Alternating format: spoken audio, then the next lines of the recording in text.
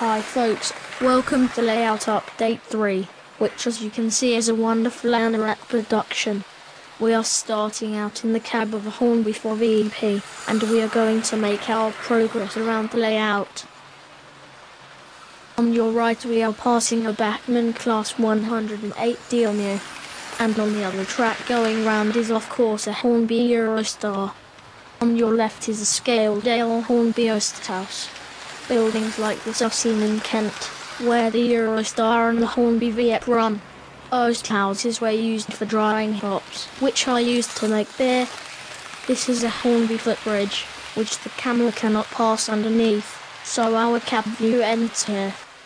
This beautiful model is a Hornby Scaledale representation of Dent Station on the Settle to Carlisle line.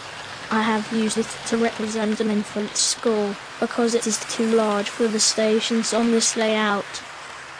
This cricket team is too close to the railway for the health and safety. The cricketers are cast metal and you have to paint them yourself, but I think it is worth it. This shop is a Hornby Scaledale item from the Thomas the Tank Engine's Hornby platform shelter repainted in SR colours. Scaledale building based on Rye Station, East Sussex.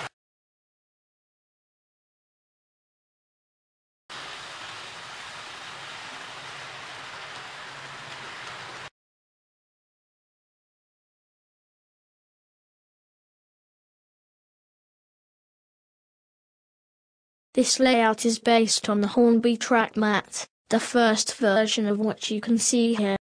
This is the second version of the track mat, which you can see is quite a bit different to the first version. This is the MIDI mat, which you only get with certain train sets.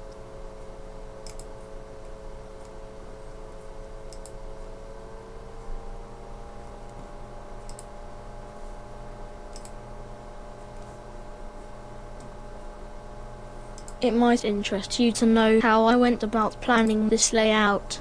First of all, I created a track plan using the Hornby Virtual Railway 2 program.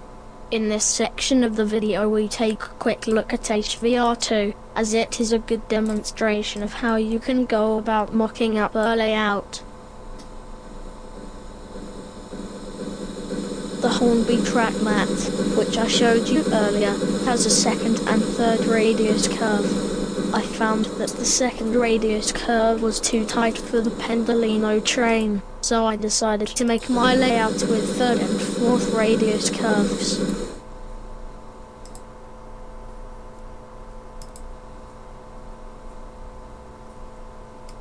Here comes the Mallard. Sorry for the goofy sound effects.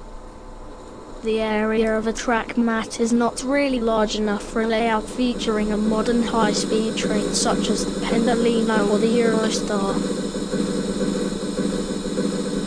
However, if you decide to make the layout with third and fourth radius curves instead of second and third radius curves, you find that you cannot keep to the geometry of the track mat.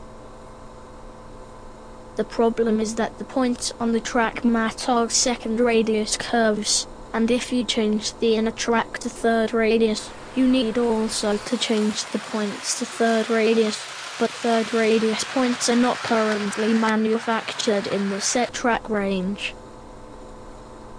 It is quite interesting to compare the cab view from the video camera on the real layout to the animation of the cab view given in Hornby Virtual Railway. Here we see a depiction of a bedroom in HVR2. This is obviously how Hornby imagine their customers live. The hissing sound is the Mallard, whose pressure is up. This engine is active and ready to move, apparently.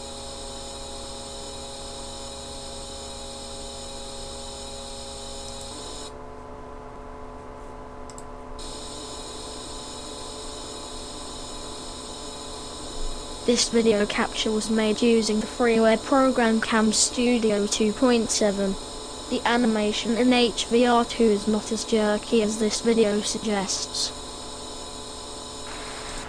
In this section of the video, I attempt to show you how I created a mock-up of the layout in HVR2, and then made this as a real layout.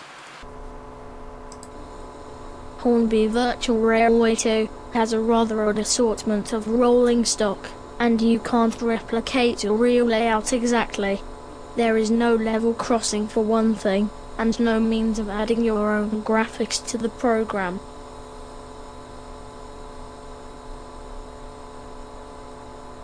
However, it is quite good if you are prepared to accept its limitations.